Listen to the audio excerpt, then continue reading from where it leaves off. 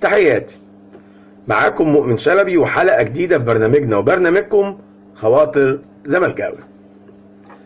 أخذنا عهد على نفسنا من أول يوم في البرنامج إننا نكون مع الزمالك وبس، يعني مش هنهاجم أي حاجة أو أي حد غير لما نحس إنها بتهدد الزمالك، ومش هندافع عن أي حاجة أو أي حد غير لما نشوف إنها في مصلحة الزمالك.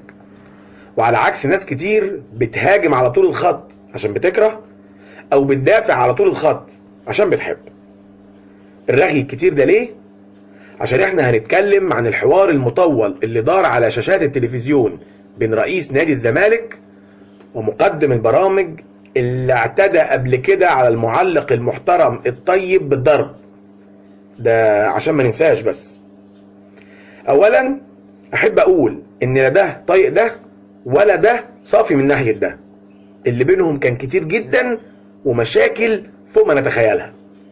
الدليل ان مقدم البرامج كان كل شوية يعصب في رئيس النادي، وقبل ما الاخير يغلط يرجع يفكروا انه لسه راجع من الحج. حجة مبرور.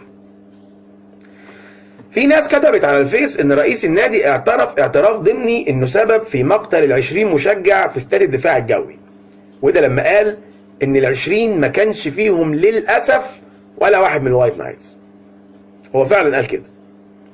على فكرة انت لو بتكرهني لما هتيجي سيرتي قدامك هتقول ربنا ياخده. هل لو انا اتقتلت بعدها يبقى انت اللي قتلني؟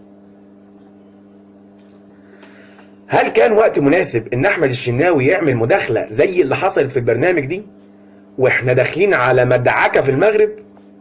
طيب هل ده الوقت المناسب اللي يتسأل فيه الشناوي على الاحتراف؟ وهل ده الوقت المناسب اللي رئيس النادي يتكلم عن انه هيوافق على اي عرض لأي لاعب في الزمالك لو العرض محترم ومن نادي محترم، لمجرد انه يقول على نفسه ان قلبه حديد؟ ما اعرفش. موضوع الاستمارات والكرنيهات على فكرة موضوع محترم جدا، واللي هيوافق ويعمل الكرنيه بيبعت رسالة للدنيا كلها انه حد محترم وداخل الاستاد يشجع الزمالك بمنتهى الادب والاحترام، وهيروح من غير شتيمة ولا تكسير مدرجات. انا عن نفسي ان شاء الله هعمل الكرنيه، وان شاء المولى هحضر ماتش النهائي لما الزمالك يصعد بعد الفوز في المغرب ان شاء الله. اللي رافض الاستمارات والكرنيهات عارف انه عايز يدخل يشتم ويعمل مشاكل. واخيرا حج مبرور وذنب مغفور يا حج، وربنا يسترها علينا وعليك من اللي جاي.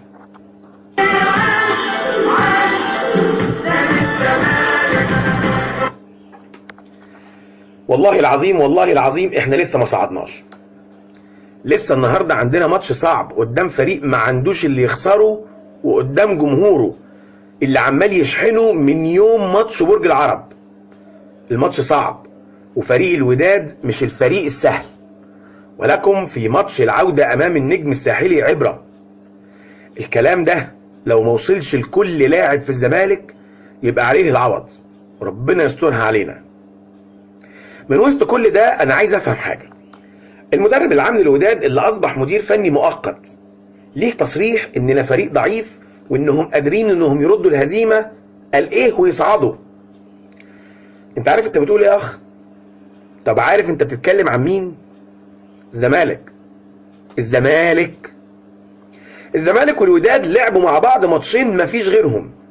2003 حازم امام عمل معاكم الرذيلة، وفي 2016 ايمن حفني وشيكا ومصطفى وباسم قاموا بالواجب. وبعدين في تصريح تاني من المدير الفني لفريق زيسكو بيأكد فيه ان الوداد صاعد. يا عم ما تخليك في حالك، ده انت كسبان على ارضك ووسط جمهورك 2-1. صن داونز بنسبة كبيرة جدا هو اللي هيوصل النهائي. عيب بقى، عيب.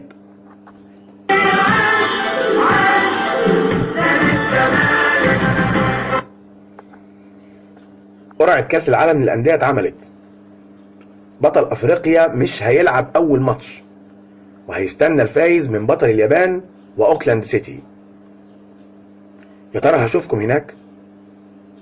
هقوم أنزل على القهوة الساعة 6 الصبح عشان أتفرج على شيكا وحفني وباسم ومصطفى فتحي.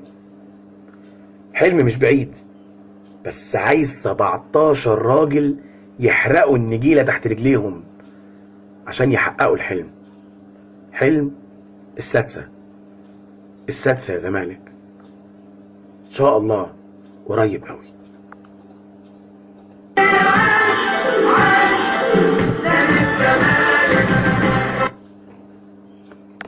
كان يا مكان في أيام مش من زمان نجم ظهر في صفوف نادي الزمالك، اسمه حازم محمد يحيى الحرية إمام.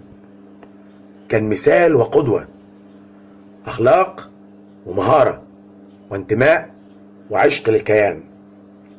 اتعرض عليه في وقت كان أتخن لاعب في مصر بياخد 500-600 ألف جنيه في الموسم، 11 مليون جنيه في الموسم عشان يروح الأهلي، ورفض لأن اسمه حازم محمد يحيى الحرية إمام، ابن رمز الزمالك حمادة إمام، وحفيد رمز الزمالك يحيى إمام. تمر الأيام ويخرج علينا لاعب تاني اسمه حازم إمام. جماهير الزمالك مش فاكراله غير ترقيصة لجilberto وجون في سموحة في نهائي كاس مصر، وغير كده مشاكل وهروب من معسكرات وخناقات مع زمايله، وأخيرا رفع السكين على زميله. الزمالك يقرر انه هيعاقبه بالبيع، وبعد فترة يقرر خفض العقوبة للإعارة لمدة موسم. يقوم الباشا طالع علينا بتصريح يقول فيه انه مش راجع الزمالك، لو والنبي يرجع، والنبي احنا هنرفص وترجع. بالسلامة يا ابني. اقول لك روح الأهلي، خليك جنب صبري رحيل، دكة الأهلي حلوة. نهاية حلقة الأسبوع ده، أشوفكم على خير الأسبوع اللي جاي. مش هوصيكم بقى لايك وشير واشتركوا في القناة، وأشوفكم إن شاء الله الأسبوع الجاي. زمالك روح أسلوب حياتنا، وفين ما يروح دايما وراه، جاي قدامي وروح أديه، ومهما يجرى أنا روحي ليه.